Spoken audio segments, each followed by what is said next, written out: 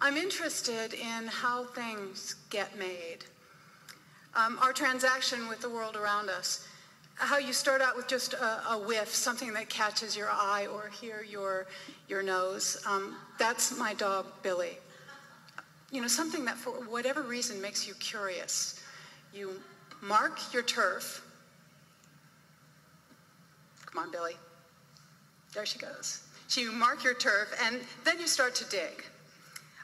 Then for me, I work in personal stories, so it's like the way an archaeologist digs up tons and tons of dirt, runs it through a sieve, searching for beads, shards, anything that catches the light, that holds meaning, that tells us who we are, what was here before us.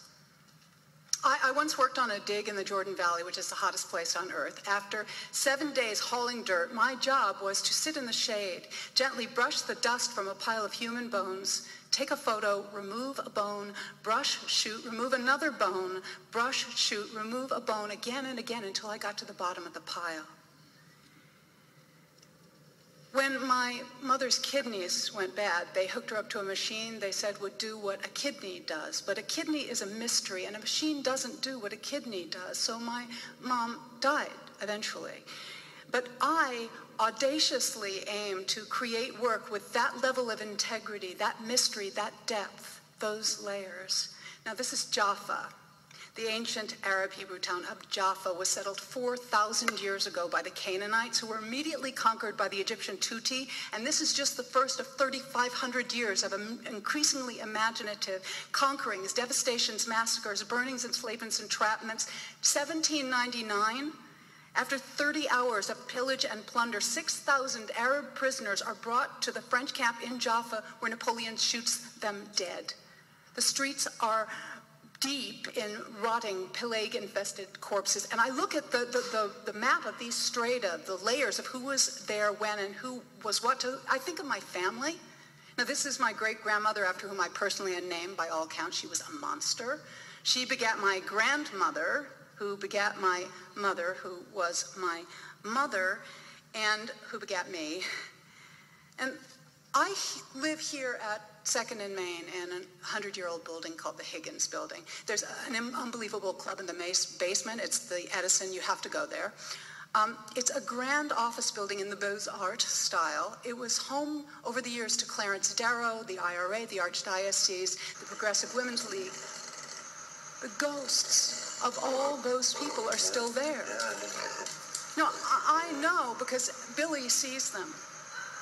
And believe me, this is tame. Usually she gets completely nuts, growling, pawing, staring into the air, you know, something, someone I can't see. I lived with a lizard in my room in Israel in the artist house where I was in residence during almost all of the Second Intifada. She, I call her she, inspired but has not found her way into the play I was commissioned to write there. I told my hostess about her. She said, "Yes, the lizard will bring you luck." I found a photo of Orthodox Jews who stand and wait for the return of a lizard just like mine, who appears every night at midnight through a chink in the Western Wall.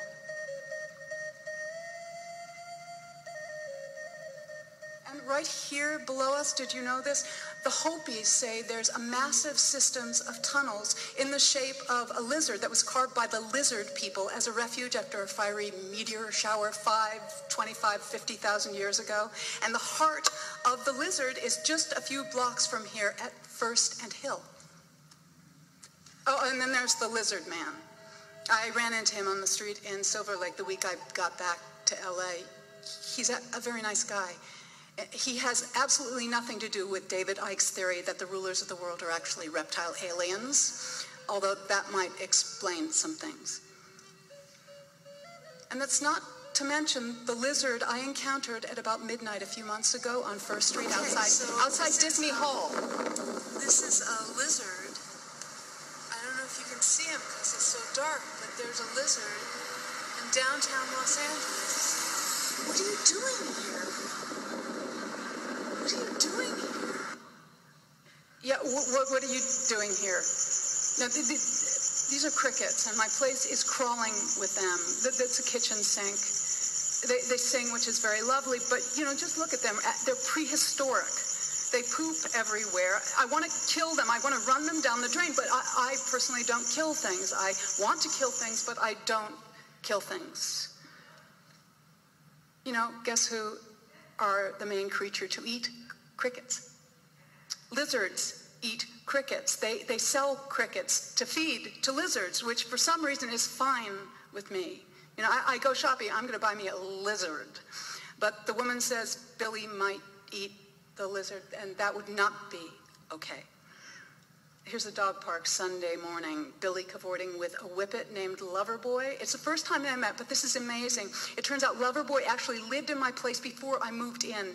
I actually bought furniture from Ron, who owns Loverboy. It's like, hey, good to see you. How's my stainless steel table? And suddenly, all of a sudden, all hell breaks loose at our feet. Billy and Loverboy are at each other's throats. The other dogs all dive in. There's blood everywhere. The humans drag them apart. Loverboy limps away. I run after. His right front leg is half flayed, like a lamb in a butcher store. The skin is hanging off, muscles and sinews exposed. The woman standing next to us saw it all. Billy started it. She said, "What do you want their dogs?" I mean, she came home one night. She has 2 dogs. It was like Dexter. You know what I mean? Blood everywhere.